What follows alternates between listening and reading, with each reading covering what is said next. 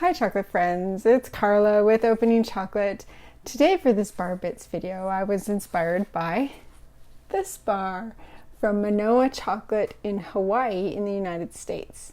It's the Hawaiian origin bar using beans from Kealakekua Bay. This bay is actually pretty significant historically, so let me tell you a little bit about it. Kealakekua Bay is located 10 miles south of Kailua Kona in the middle of the Kona coast on the western side of the Hawaiian island, or sometimes called the Big Island. The sheltered bay lies at the foot of a steep cliff that is bordered by flat shelves of vegetation-covered lava. The northern shelf contains archaeological and historical sites pre-contact and from the contact period. It was thought to have been settled over 1,000 years ago. Most of them were abandoned in the 19th century. The southern shelf has a small town with the remains of a heiau, or Hawaiian temple. The sheer cliff face houses burials of Hawaiian royalty. The name Kealakekua means God's pathway. It's significant that this bay is the most sheltered of all the areas on the Hawaiian island, and this is the basic reason why it was the center of contact and later trade between Hawaiians and Europeans. Now the bay is a protected marine preserve that is popular for snorkeling and scuba diving with spectacular reefs and marine life, as well as a state park on land. The southern side of Kealakekua Bay was the scene of a notorious and major part of early contact history, particularly by the crew of Captain Cook. He is often thought as the first European contact with the Hawaiians, but there are some theories and indications that Spanish or Dutch had previously been in contact with them.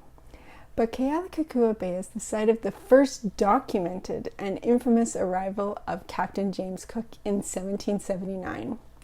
It is not known exactly when the site was first settled, as Hawaiian history is not written. But by the time Captain Cook and his crews arrived in 1779, large villages existed on the shores of the bay. The villages were supported by large agricultural fields lying inland of the bay. The villages were major centers of political and religious power at the time of the first European contact. So Cook and his crews on the Resolution and Discovery entered the bay during Makahiki, the traditional Hawaiian New Year celebration in honor of the god Lono. They were welcomed and given food and gifts. They were treated as honored guests. They stayed for several weeks and then returned to the sea. After being caught in storms and having damaged a mast on one of their ships, they returned to the bay, but this time they were not quite as welcomed as they were before. One of Cook's captains accused a native Hawaiian chieftain of stealing the Resolution's jolly boat, which is a smaller boat used to reach land, and it was soon found unstolen, but the native chief soured from the false accusation. So then Cook himself attempted to barter for the wood used to border their sacred burial grounds. The native Hawaiian chiefs were mortified at this offer and refused to accept it. Cook took the wood anyway. With a damaged mast, fraying relations with the native Hawaiian people, and being heavily outnumbered, Cook attempted to lure Hawaiian chief Kalaniʻopoʻu aboard his ship to basically hold him hostage. He thought this would get them to cooperate with his demands.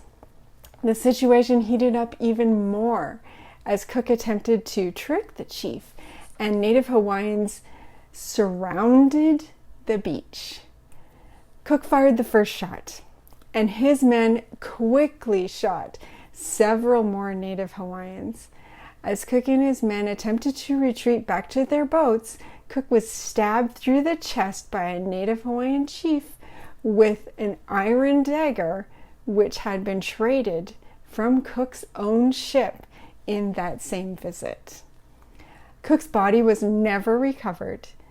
Since Cook's men felt they could not leave without resupplying with fresh water and further repair of their damaged mast and ship, subsequent skirmishes resulted in dozens of native Hawaiian deaths by both musket fire and ship's cannons. Even a portion of one of the towns on the bay was burned by these attacks. But the bay is also central to struggle for succession in Hawaiian history.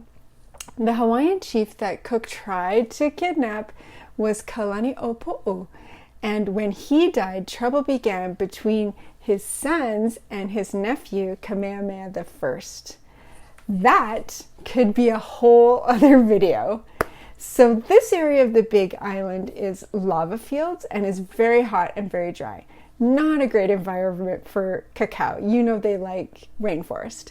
But they have managed to eke out some fine flavor cacao beans with the use of irrigation.